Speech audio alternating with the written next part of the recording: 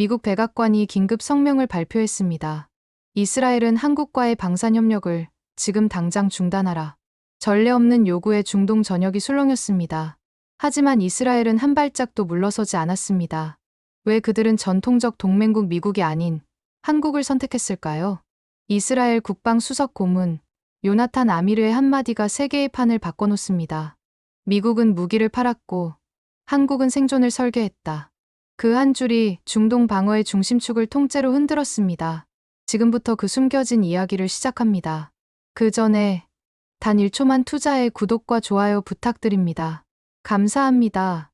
새벽 3시였어요. 그때 알람이 울리기 시작했었죠. 삐. 저는 침대에서 벌떡 일어났어요. 전날 밤부터 입고 있던 군복 그대로였죠. 주머니에서 휴대폰이 진동했어요. 빨간 경보였어요.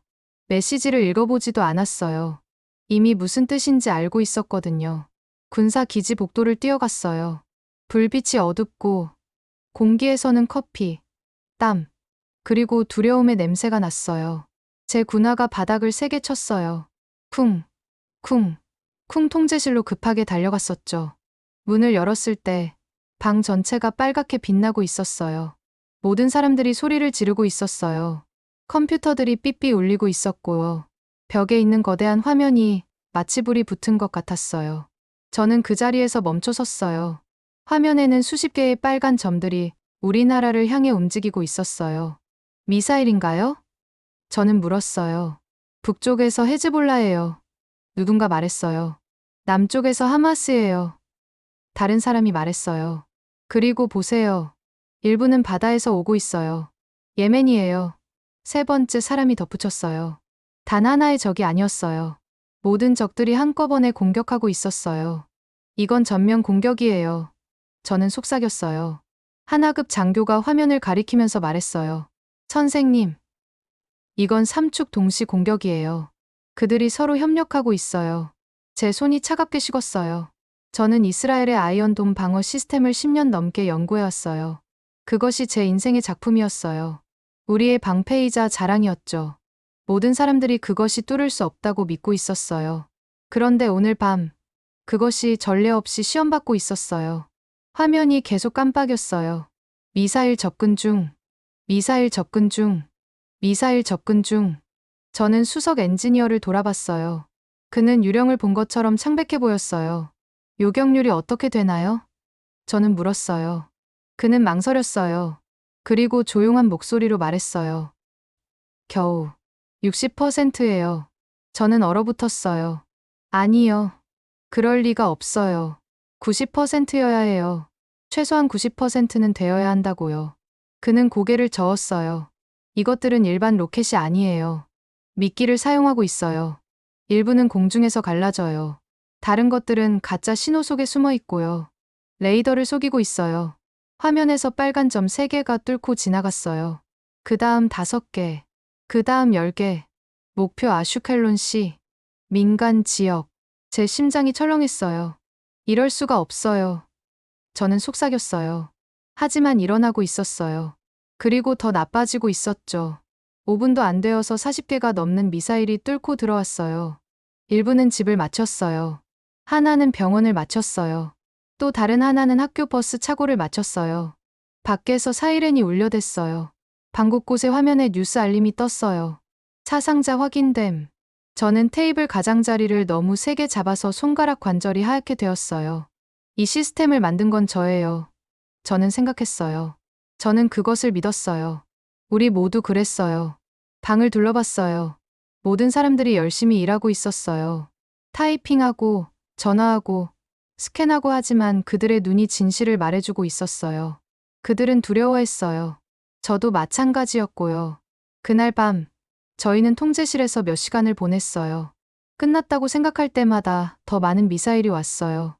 끝이 없는 것 같았어요. 새벽 5시 10분에 잠깐 멈췄어요. 저는 정보 장교에게 걸어갔어요. 요약해 주세요. 그가 태블릿을 건네주었어요. 저는 숫자들을 읽었어요.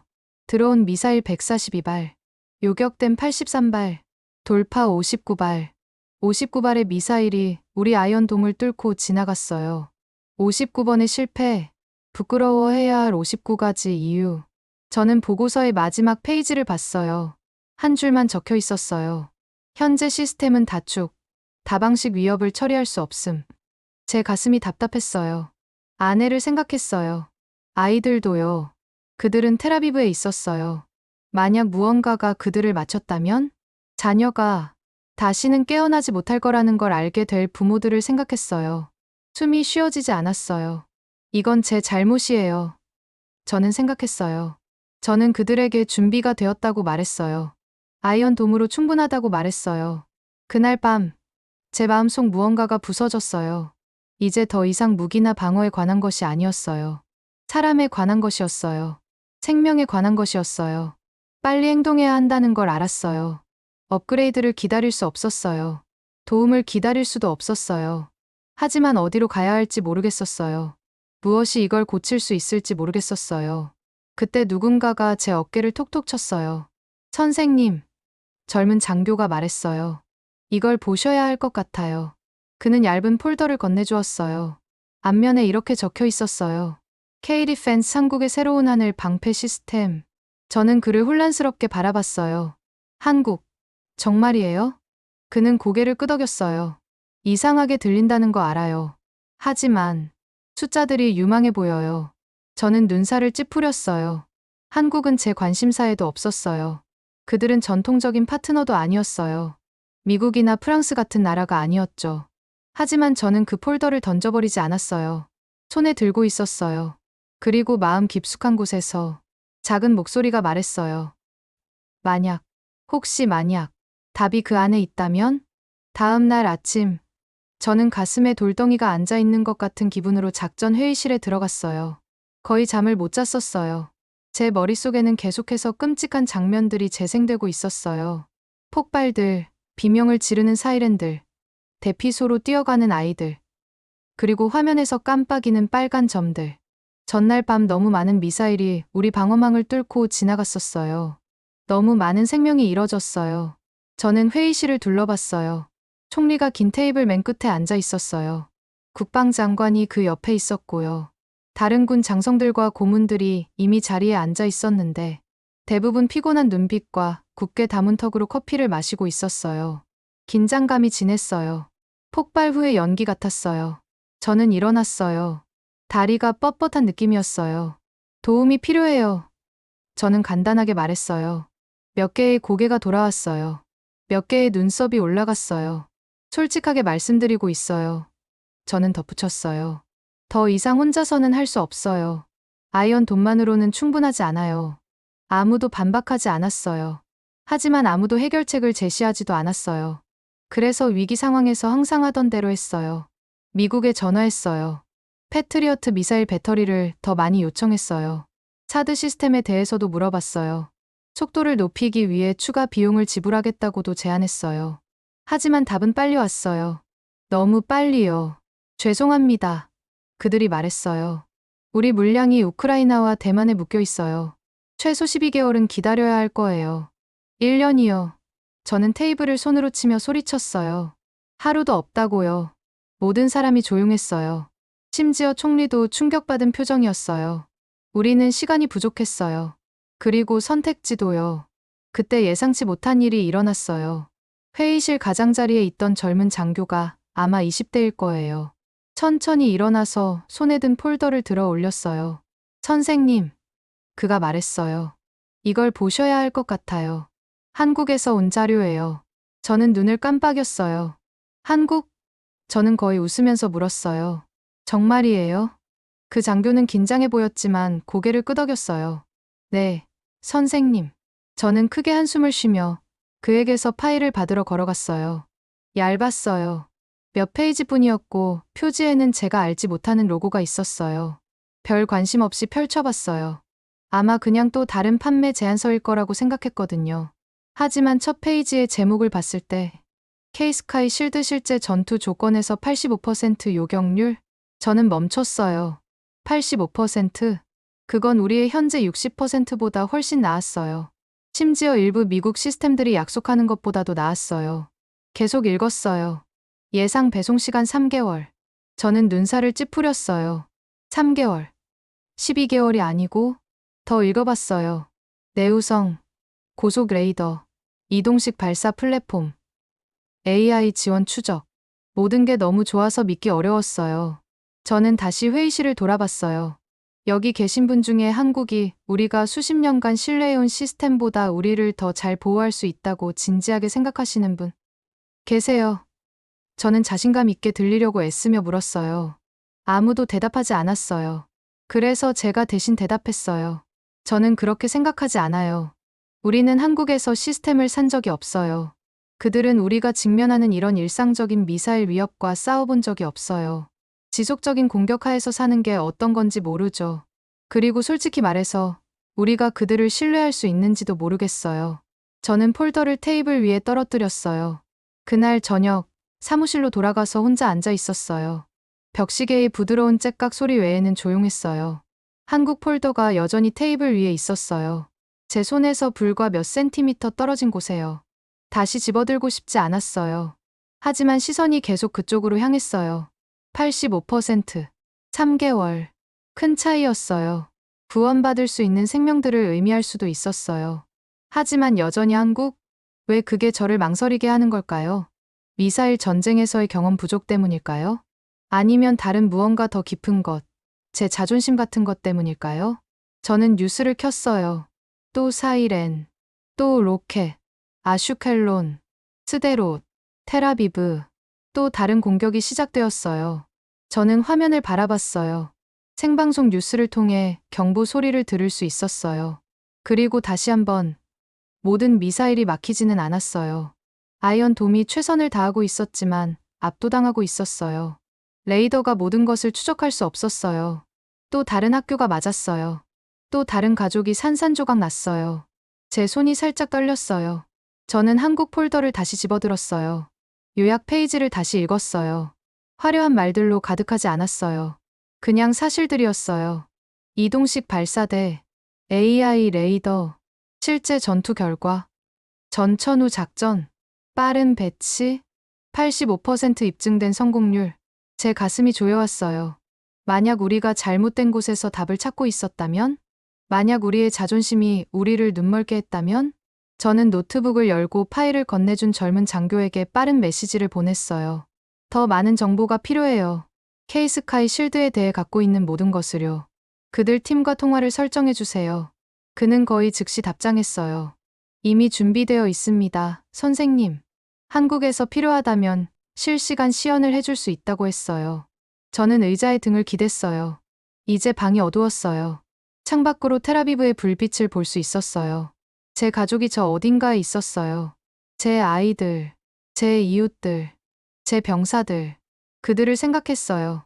그리고 다음에 올지도 모르는 로켓을요. 그리고 몇 년 만에 처음으로 제가 결코 말할 거라고 예상하지 못했던 말을 속삭였어요. 만약 제가 틀렸다면? 저는 비행기에서 팔짱을 끼고 창밖을 바라보며 앉아 있었어요. 구름들이 조용한 산들처럼 아래로 떠다니고 있었어요.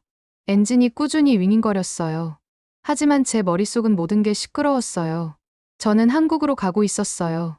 솔직히 말하면 가고 싶지 않았어요. 이 여행이 뭔가를 바꿀 거라고 믿지 않았었거든요. 이건 그냥 형식일 뿐이야. 제 자신에게 말했어요. 그들의 시스템을 테스트하고, 고맙다고 인사하고, 집으로 돌아가면 돼. 그게 다야. 하지만 제 마음 깊은 곳, 어딘가에서 아마 호기심이었을 수도, 절망감이었을 수도, 그 가능성을 무시할 수 없게 했어요. 만약 한국 시스템이 정말로 작동한다면? 그래도 기대는 낮게 갖고 있었어요. 인천공항에 도착했을 때 밖은 이미 어두웠어요. 그래도 공항은 빛으로 가득했어요. 깨끗하고, 평온하고, 조용했어요. 한국 관계자팀이 게이트에서 저를 기다리고 있었어요. 그들은 정중하게 인사했고, 유창한 영어로 말했어요. 아미르 사령관님, 한국에 오신 걸 환영합니다. 모시게 되어 영광이에요. 저는 여전히 감정을 드러내지 않으려고 애쓰며 고개를 끄덕였어요. 차로 걸어가면서 모든 것이 얼마나 부드럽고 조용한지 느꼈어요. 서두르는 것도, 소리 지르는 것도 없었어요. 그냥 평온했어요. 하지만 제 마음은 평온하지 않았어요. 이스라엘의 사이렌을 계속 생각하고 있었어요. 대피소에 숨어있는 아이들을요. 우리가 잃었던 병사들을요. 시험 센터로 바로 가겠습니다. 관계자 중 한 명이 말했어요. 여기서 1시간 정도 걸려요. 좋아요. 저는 대답했어요. 시험센터는 거대했어요. 군사기지라기보다는 우주연구센터 같아 보였어요. 유리벽, 높은 타워, 첨단 장비들이 곳곳에 있었어요. 안으로 들어가서 벽에 거대한 화면이 있는 통제실로 안내받았어요. 거기서 본 것이 저를 멈춰 세웠어요. 디지털 이스라엘 지도였어요. 모든 세부 사항이 정확했어요. 도시들, 마을들, 국경들, 심지어 우리 적들이 사용하는 공격 경로까지요. 이걸 어떻게 갖고 계신 거예요? 저는 물었어요. 안경을 쓴 한국 엔지니어가 앞으로 나왔어요. 설계하기 전에 연구합니다. 그가 말했어요. 우리는 단순히 무기를 팔지 않아요. 문제를 해결하죠. 뭐라고 말해야 할지 몰랐어요. 그들은 단순히 방어 시스템을 만든 게 아니었어요. 우리를 위해서 만들었던 거예요. 다음 날 아침, 진짜 테스트가 시작되었어요. 우리는 넓은 열린 들판으로 나갔어요. 멀리 날씬한 발사대와 작은 레이더 시스템이 서 있었어요. 제가 예상했던 것보다 작았어요. 하지만 현대적이었어요. 마치 영화에서 나온 것 같았어요. 한국 엔지니어들이 제 옆에 서 있었어요. 차분하고 자신감 있어 보였어요. 먼저 미사일 단일 위협을 시뮬레이션 하겠습니다. 한 명이 말했어요. 시험장 저 끝에서 가짜 미사일이 발사되었어요. 레이더가 즉시 포착했어요. 시스템이 조준했어요. 쾅! 깨끗한 명중이었어요. 저는 고개를 끄덕였어요. 좋아요. 좋은 시작이에요. 다음 테스트 미사일 3발. 2발은 미끼. 1발은 진짜예요. 저는 주의 깊게 봤어요. 3개의 목표물이 하늘을 날았어요. 지그재그로 움직이며 속도를 바꿔가면서요. 시스템은 그중 2개를 무시하고 진짜를 완벽한 정확도로 맞췄어요. 잠깐. 구별할 수 있다는 거예요? 저는 속삭였어요. 네. 엔지니어가 대답했어요. 우리 레이더는 AI를 사용해요. 학습하죠. 제 눈썹이 올라갔어요. 말하지는 않았지만 감동받았어요. 그 다음 큰 테스트가 왔어요. 이제 실제 세계의 위협을 시뮬레이션 하겠습니다. 엔지니어가 말했어요. 미사일 8발. 동시에요. 다른 방향들. 다른 속도들. 일부는 진짜. 일부는 가짜예요. 저는 가슴이 조여오는 걸 느꼈어요. 이건 2주 전에 텔아비브를 거의 파괴했던 그런 종류의 공격이었어요. 시뮬레이션 시작. 기술자가 말했어요. 레이더의 점들이 나타났어요. 북쪽, 남쪽, 바다, 사막에서 빠르게 움직이는 빨간 신호들이요. 한국 레이더가 몇 초 만에 그 모든 것에 조준했어요. 각각의 위험 수준을 평가하고, 가짜들을 무시하고, 8개의 요격체를 발사했어요. 하나씩 차례로 쾅, 쾅, 쾅. 하늘이 섬광으로 밝아졌어요. 8개의 목표물이 모두 파괴되었어요. 저는 화면을 말없이 바라봤어요. 잠시 동안 방이 조용했어요. 그러고 나서 드디어 소리 내어 말했어요. 이런 건 본 적이 없어요. 우리는 발사대로 걸어갔어요. 한 엔지니어가 플랫폼 아래 바퀴들을 가리켰어요. 완전히 이동 가능해요. 그가 설명했어요. 5분 안에 이동할 수 있어요. 그리고 이동하면서도 발사할 수 있죠. 저는 눈을 깜빡였어요. 이동 중에도요? 네. 그가 말했어요. 그게 폴란드가 이걸 산 이유 중 하나예요. 핀란드도 관심을 보이고 있고요. 다른 엔지니어가 덧붙였어요. 우리 레이더는 모든 날씨에서 작동해요. 비, 안개, 심지어 모래 폭풍에서도요. 우리는 방어에서 멈추지 않아요. 생존을 위해 설계하죠. 저는 바로 대답하지 않았어요. 그냥 거기 서 있었어요. 공기가 제 얼굴에 시원하게 느껴졌어요. 몇 달 만에 처음으로 오랫동안 느끼지 못했던 무언가를 느꼈어요. 희망을요. 그날 밤, 호텔 방에서 혼자 앉아 있었어요. 차를 주문하고 TV를 켰지만 보지는 않았어요. 시연에 대해 계속 생각하고 있었어요. 단순히 그들의 시스템이 작동한다는 게 아니었어요. 그들이 어떻게 생각하는지였어요. 어떻게 신경 쓰는지였어요. 그들은 단순히 국경을 보호하고 싶어 하는 게 아니었어요. 사람들을 보호하고 싶어 했어요. 저는 노트북을 열고 이스라엘의 최신 보고서를 꺼냈어요. 3번의 추가 공격, 7명의 추가 생명 손실, 아이언돔은 60%만 막았었어요. 저는 한국 보고서를 다시 봤어요. 85% 요격, 3개월 배송, 전체 훈련 포함. 저는 긴 한숨을 내쉬었어요. 아마 제가 틀렸던 것 같아요. 아마 너무 자만했었던 것 같아요. 아마 우리가 필요로 했던 도움이 더 이상 멀리 있지 않았던 것 같아요. 아마 이미 여기 있었던 것 같아요. 한국에요. 저는 다시 회의실에 서 있었어요. 하지만 이번에는 제가 달라졌어요. 한국에서 돌아온 지 3주가 지났었어요. 제 눈으로 직접 그들의 기술을 봤었어요. 그것이 작동하는 걸 봤었죠. 빠르고, 똑똑하고, 강하게요. 하지만 그보다 더 중요한 건 제가 예상하지 못했던 걸 봤다는 거예요. 그들은 진심으로 신경 썼어요. 단순히 장비를 팔려는 게 아니라 우리가 살아남도록 돕고 싶어 했어요. 이제 저는 이스라엘의 가장 강력한 지도자들 앞에 서 있었어요. 총리, 국방장관, 참모총장. 회의실은 조용했고 진지한 얼굴들과 피곤한 눈빛들로 가득했어요. 한국에 다녀왔었어요. 저는 시작했어요. 모든 것을 직접 봤습니다. 그들의 시스템은 단순히 실제가 아니라 우리가 본 그 어떤 것보다 나았어요. 잠시 침묵이 흘렀어요. 한 장관이 손을 들었어요. 하지만 미국과의 동맹은 어떻게 하죠? 다른 장관이 덧붙였어요. 우리의 국가적 자존심은 어떻고요? 우리는 항상 우리만의 시스템을 만들어 왔어요. 그게 우리의 정체성이에요. 저는 깊게 숨을 들이쉬었어요. 그리고 서울을 떠난 이후로 제 마음에 자리 잡고 있던 말을 했어요. 자존심은 미사일을 막지 못해요. 한국의 시스템은 막습니다. 침묵이었어요. 저는 회의실을 둘러봤어요. 몇몇 사람들은 고개를 끄덕였어요. 다른 사람들은 테이블을 바라보고 있었어요. 마침내 총리가 앞으로 몸을 기울였어요. 저를 주의 깊게 보더니 작게 고개를 끄덕였어요. 도입합시다. 빠르게요. 3개월 후 한국의 K-스카이 실드가 이스라엘 전역에서 활동하고 있었어요. 변화는 즉각적이었어요. 레이더들은 조용했지만 경계하고 있었어요. 발사대들은 이동 가능하고 빨랐어요. 한때 긴장해 보였던 병사들이 이제는 당당하게 서 있었어요. 자신들 뒤에 강력한 무언가가 있다는 걸 알고 있었거든요. 그때 일어났어요. 새로운 공격 물결이 왔어요. 북쪽과 남쪽에서 미사일들이요. 이번에는 준비가 되어 있었어요. 쾅, 쾅, 쾅. 하나씩 하나씩 위협들이 막혔어요. 95%의 미사일이 요격되었어요. 사이렌이 빨리 꺼졌어요. 그리고 오랜 밤들을 지나 처음으로 도시들이 조용해졌어요. 그날 밤 집에 가서 아이들이 자는 모습을 봤어요. 사이렌이 없었어요. 흔들리는 창문도 없었어요. 그냥 평화였어요. 다음 날 아침, 이상한 일이 일어났어요. 사람들이 다시 미소를 짓기 시작했어요. 상점들이 다시 문을 열었어요. 학교들이 학생들로 가득 찼어요. 관광객들이 예루살렘과 텔아비브로 돌아왔어요. 심지어 주식시장도 오르기 시작했어요. 투자자들이 돌아왔어요. 기술 회사들이 새로운 파트너십을 발표했어요. 사람들이 다시 내일을 믿기 시작했어요.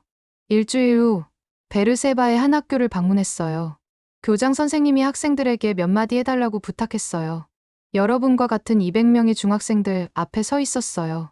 여러분은 이제 안전해요. 저는 그들에게 말했어요. 우리 군대 때문만이 아니라요. 그보다 더 강력한 무언가 때문이에요. 파트너십이요. 한국의 새로운 친구들이 다른 누구도 할 수 없을 때 우리를 도와주었어요. 아이들이 박수를 쳤어요. 몇몇은 미소까지 지었어요. 그리고 한 여학생이 손을 들었어요.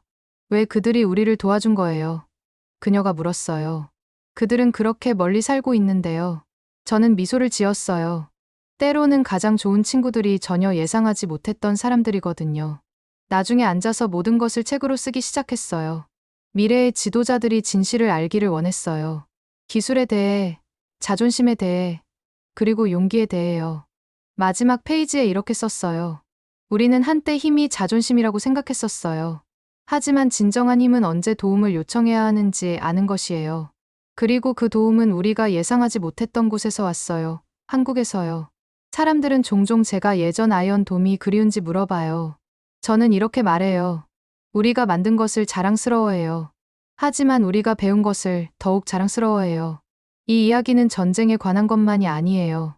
무기나 정치에 관한 것도 아니고요. 변화에 관한 것이에요. 오래된 믿음을 버리고 손을 내미는 것에 대해요. 신뢰에 대해요. 그리고 우정에 대해요. 지금도 매일 밤 텔아비브 위에 별들을 올려다봐요. 항상 그래왔던 것처럼 빛나고 있어요. 하지만 뭔가 달라졌어요. 이제 저 위에 조용한 보호자가 있어요. 한국의 뛰어난 두뇌들이 설계한 시스템이요. 그것은 단순히 우리나라를 보호하는 게 아니에요. 우리의 꿈을 보호해요. 오늘의 사연은 여기까지입니다. 앞으로도 감동적인 이야기로 찾아올게요. 다음 이야기도 많이 기대해 주세요. 오늘도 시청해 주셔서 감사합니다.